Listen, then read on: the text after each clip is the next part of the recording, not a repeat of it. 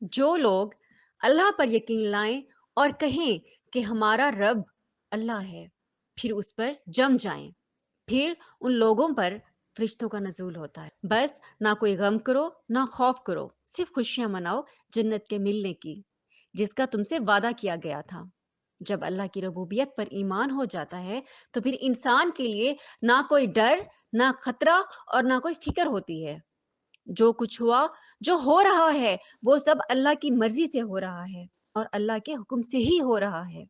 اللہ کی مرضی کے بغیر پتا تک نہیں ہلتا۔ اس کائنات کو چلانے والا ایک سمیع و بصیر خدا ہے۔ وہ بندے کا دوست ہے، بندے کا ولی ہے۔ اللہ اہل ایمان کا ولی ہے، مددگار ہے، حمایتی ہے۔ بتائیں، جس کو یقین ہو جائے کہ اللہ میرا والی، اللہ میرا وارث، اللہ میرا پشت پناہ اور محافظ ہے، اس کو بھلا کب کس کا خوف رہتا ہے؟ ایک مثال ہے کہ پنجاب کے ایک دیہات کا ایک بڑا چودھری ہے اور ایک غریب کسان ہے۔ اس غریب کسان کو ہر وقت اندیشہ ہوگا کہ چوری کا، کہ کوئی میری بھینس کھول کر نہ لے جائے، کوئی میرا بیل کھول کر نہ لے جائے۔ لیکن سب کو معلوم ہو کہ یہ جو چودھری ہے یہ اس کا دوست ہے، اس کے تو بچیوں کو بھی کوئی نقصان نہیں پہنچا سکے گا اور اس کی بھینس پر کوئی ہاتھ نہیں ڈالے گا۔ اسے کوئی اندیشہ ہوگا ہی نہیں، کیونکہ وہ بڑا چودھری یہاں کا سردار، سب کو معلوم ہے کہ وہ اس کا دوست ہے۔ کوئی اس کے خلاف ایسا کام نہیں کرے گا۔ اس دنیا میں یہ چھوٹی سی بات ہے، لیکن بندے کے دلی اطمینان اور سکون کا باعث بن سکتی ہے۔ تو ذرا تصور کیجئے کہ اگر یقین ہو کہ اللہ میرا مددگار ہے اور یقین ہو کہ اللہ ہر حال میں میرے ساتھ ہے، پھر کوئی خوف، پھر کیسا خوف، کس چیز کا خوف؟ بتائیں، کوئی شے اللہ سے بالا تر ہے؟ کوئی حکومت اس سے زیادہ طاقتور ہے؟ کوئی اس کے ارادے کو بدلنے والا ہے؟ کوئی اس کی معیشت کے آڑے میں آنے والا ہے؟ یہی بات ہے جو حضور نے فرمائی ہے کہ ایمان کا حاصل ہے کہ یہ لب لباب ہے کہ دیکھو، اچھی طرح اس بات کو جانو اور اس بات کو ذہن نشین کر لو کہ اگر تمام انسان مل کر تمہیں نقصان پہنچانا چاہیں تو نہیں پہنچا سکتے، مگر جو کچھ اللہ نے لکھ دیا ہو وہ تمام انسان مل کر تمہیں نفع پہنچانا چاہیں تو وہ نہیں پہنچا سکتے، مگر وہ شے جو اللہ نے طے کر دی ہو اسے صرف اللہ ہی بدل سکتا ہے۔ بندہ ہر در پر چلا جائے، جب تک اللہ کا حکم نہ ہو تب تک اس بندے کا کچھ بھی نہیں ہو سکتا۔ جس کے ساتھ رب ہو جاتا ہے اس کا سب ہو جاتا ہے اور پھر اس کا کوئی بھی کچھ نہیں بگاڑ سکتا۔ ایک بات حضرت شیخ عبد القادر جیلانی رحمۃ اللہ علیہ نے اپنے بیٹے کو وصیت کرتے ہوئے فرمائی کہ اے میرے بچے، اس حقیقت کو ذہن نشین کر لے کہ اس کائنات میں نہ کوئی فاعل حقیقی ہے نہ مؤثر حقیقی ہے سوائے اللہ کے۔ کسی شے میں کوئی تاثیر نہیں۔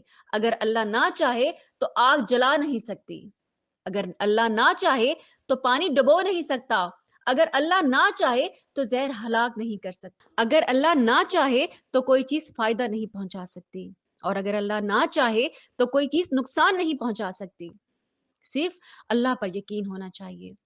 حضرت موسیٰ کا واقعہ یاد آ جاتا ہے کہ سامنے سمندر آ گیا ہے، قوم دیکھتی ہے پیچھے کہ گرد و غبار کا طوفان ہے۔ معلوم ہوا کہ فرعون اپنے لشکر سمیت آ گیا ہے۔ لشکر جب چلتا تھا تو تیز رفتاری کے ساتھ، تو گرد و غبار کا جو طوفان اٹھتا تھا اس کو تصور کیجئے، وہ لمحہ بہ لمحہ قریب آ رہا تھا تو پوری قوم نے کیا کہا کہ اے موسیٰ، ہم تو پکڑے گئے۔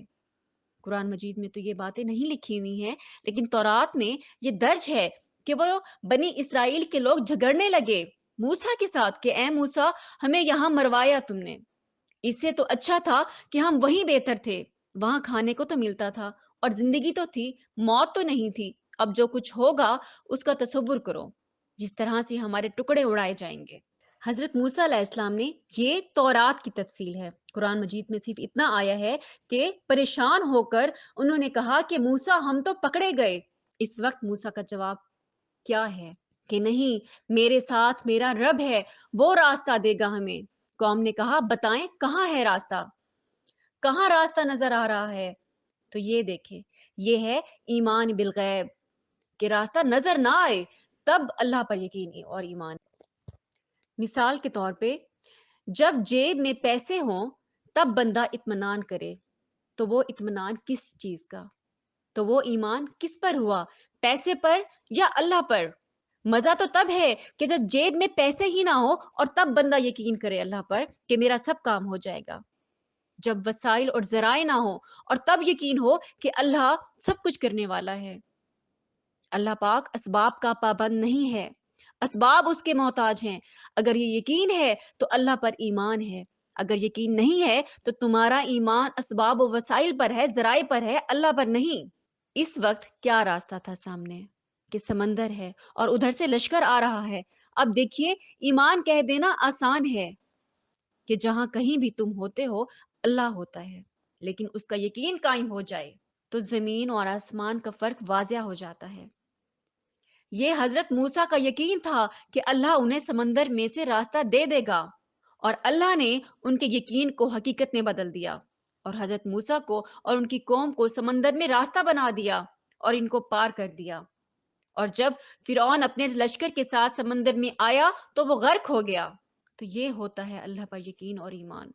تو ہمیں دعا کرنی چاہیے کہ اللہ پاک بھی ہمیں ایسا اللہ تعالیٰ پر یقین کامل عطا کرنے کی توفیق عطا فرمائے، اور ہمیں ایسا مسلمان بنائے کہ اللہ پاک ہم سے راضی ہو جائے۔